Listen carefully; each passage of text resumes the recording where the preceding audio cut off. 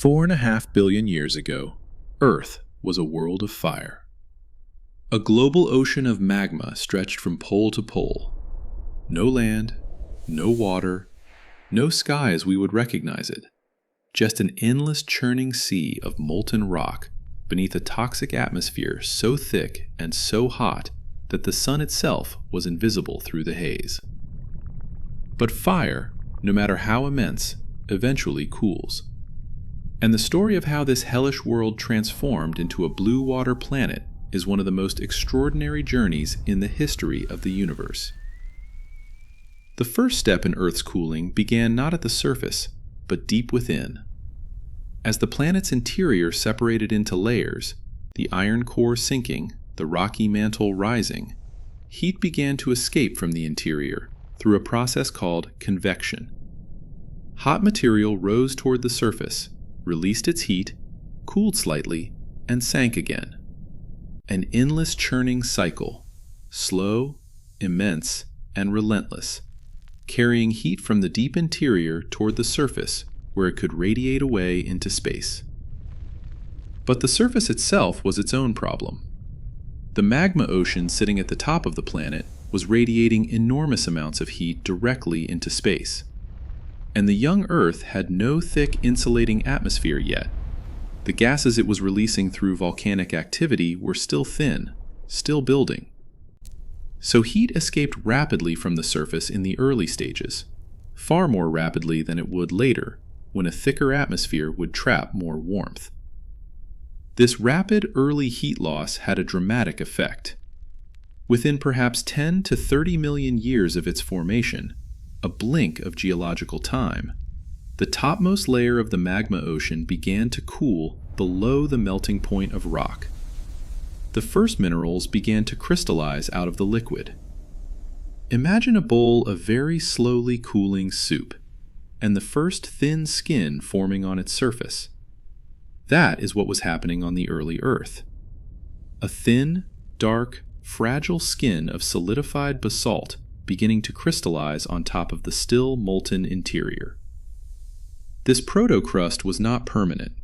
It was unstable, constantly cracked open by volcanic eruptions punching through from below, constantly shattered and remelted by the relentless asteroid bombardment still raining down from the young solar system above. But each time it formed, it lasted a little longer. Each cycle of cooling and remelting left a slightly thicker, slightly more stable foundation beneath the new crust. The planet was learning, slowly, through billions of trials, how to hold its heat. Now, deep in the rock itself, locked inside minerals crystallizing from the cooling magma, was water. Not liquid water, not yet. Water bound chemically into the molecular structure of the rock itself, carried to Earth by asteroids and comets during the bombardment period, absorbed into the silicate minerals of the mantle as the planet formed. As volcanism continued, as magma rose from the interior and erupted at the surface, it carried this locked water with it. The pressure and heat of volcanic eruption freed the water from the rock as water vapor, H2O, released into the atmosphere along with carbon dioxide, sulfur dioxide, and nitrogen. This process is called volcanic outgassing, and it was the mechanism by which Earth's water was delivered to its surface. Not all at once, but gradually, eruption by eruption, over tens of millions of years. Water vapor is a greenhouse gas.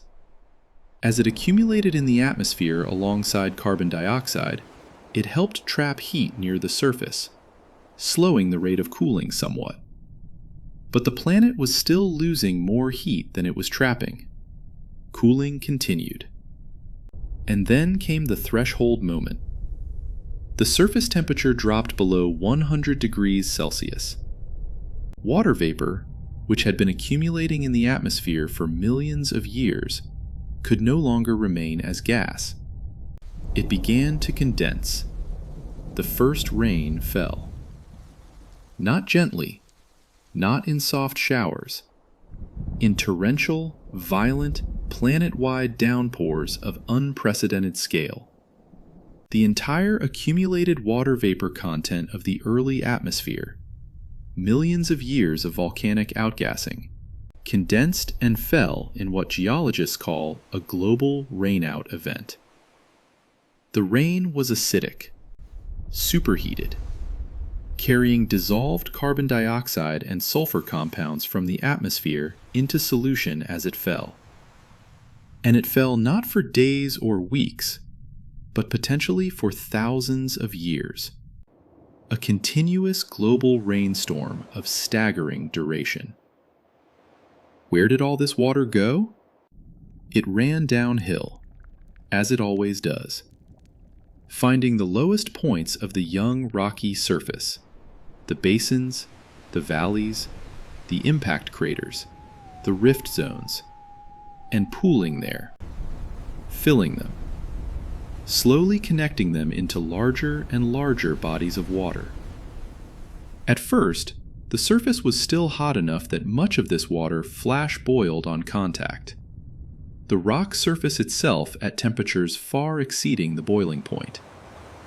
Rain fell, turned to steam, rose back into the atmosphere, condensed, and fell again. A continuous cycling loop. Each cycle, the rock cooled a little more. Each cycle, the water survived a little longer before evaporating. And then, in the lowest basins, where rock had cooled furthest, water began to stay. First as small, scalding pools, then as shallow lakes. Then, as the rain continued and the rock continued to cool, those lakes grew, connected, merged. Within perhaps a few million years of the global rainout event beginning, the first true ocean existed on Earth. It was not like any ocean we know today. It was hot, perhaps 60 to 90 degrees Celsius. It was highly acidic, charged with dissolved carbonic acid and sulfuric acid from the gases it had absorbed during its atmospheric phase. It was rich in dissolved minerals, iron, magnesium, silica, sulfur, leached from the volcanic rocks it had flooded across. It was dark. The sky above it was still thick with cloud cover, dense layers of water vapor and remaining CO2, blocking sunlight so effectively that the ocean surface sat in a deep, permanent overcast twilight. But it was water. Liquid. Stable. Global. And it immediately began to change the planet.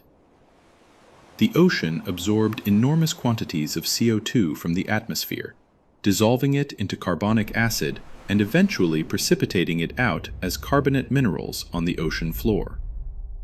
This process, the carbonate-silicate cycle, began to strip carbon dioxide from the atmosphere, slowly reducing the greenhouse effect and allowing the planet to cool further. A feedback loop of cooling had begun. As the ocean cooled, its temperature dropped. As its temperature dropped, it could absorb even more CO2. As more CO2 was removed from the atmosphere, less heat was trapped. The planet cooled further still. The rain that had created the ocean was now the ocean's tool for remaking the atmosphere above it.